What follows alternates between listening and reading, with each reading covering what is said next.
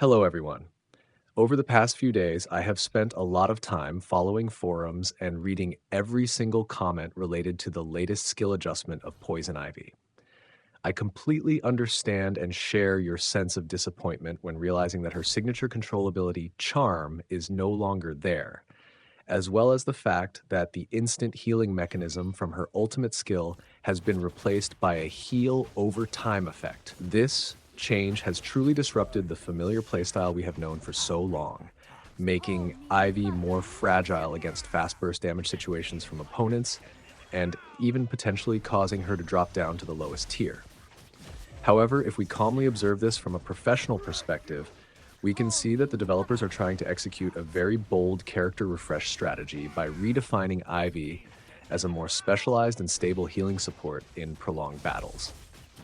Instead of being just a versatile but mid-tier option, this new version focuses on optimizing team-wide strength, especially through tight synergy with Arkham teammates to create a durable source of sustain for the entire lineup.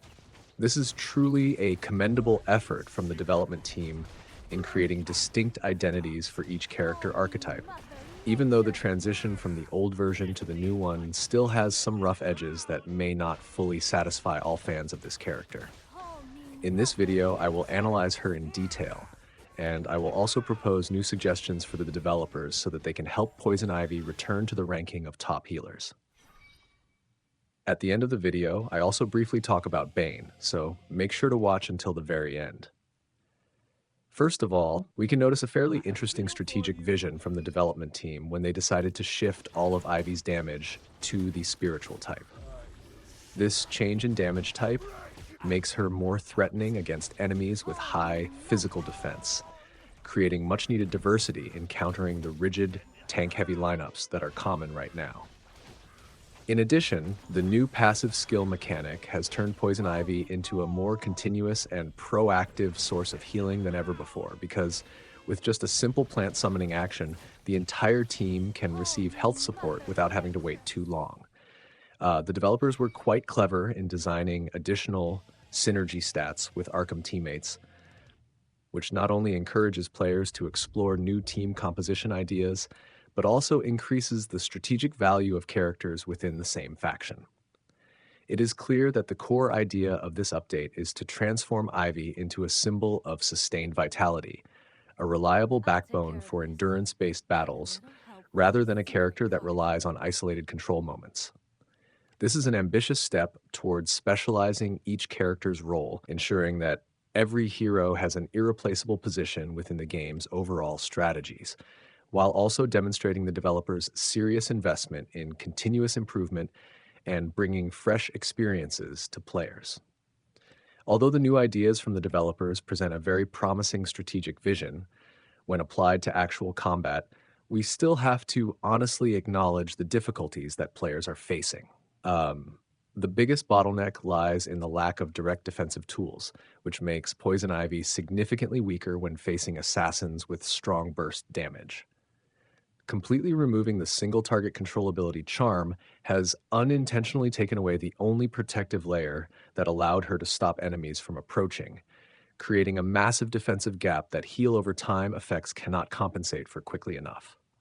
Moreover, changing the ultimate skill's healing mechanism to a 2-second tick-based recovery while providing a higher total amount of restored health lacks the immediate burst healing needed in life or death moments. In a high-speed combat environment, being delayed by just 1 second is enough for a core teammate to be taken down before the next healing tick can activate. This change has created a sense of insecurity for players because the current healing feels like a slow-flowing stream when what is really needed is a heavy rain to rescue the team from critical situations. Community feedback about Ivy being easier to eliminate than before is not without basis, and this is precisely the key issue that we need to examine objectively in order to find a balance between design intent and the real in-game experience of players. In order to harmonize the new direction of the developers with the real expectations of the player community, I would like to propose a few constructive suggestions to help Poison Ivy become more complete in future updates.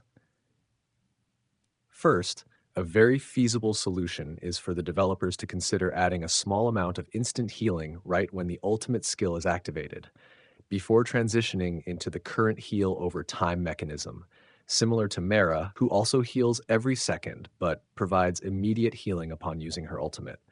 This would allow Ivy to maintain her role as a source of sustained healing while also providing an emergency life-saving option for teammates in critical situations.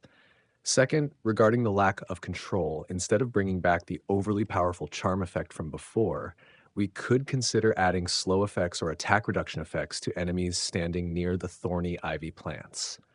This adjustment would not only give Ivy more self-protection and pressure on opponents, but would also perfectly match the image of a plant queen who controls the surrounding environment to support her allies. Finally, optimizing her base defensive stats to scale with the number of summoned plants is also a good direction, helping her stay more resilient in combat without breaking the game's balance.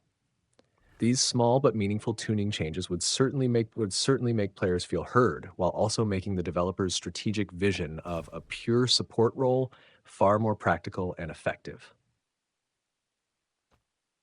At the moment, while waiting for that update to arrive, you can use Poison Ivy together with a shield generator, such as the Riddler. This is likely the biggest intention of the developers, as they want players to focus more on this character. Dr. Fate and Queen Hippolyta are also good options, with the goal of helping teammates survive instantly, while waiting for Poison Ivy's healing to kick in after the first 2 seconds.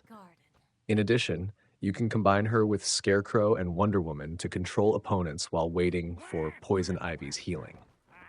Scarecrow is also part of the Arkham faction, but he requires significant investment into Legacy in order to achieve close to a 100% control rate.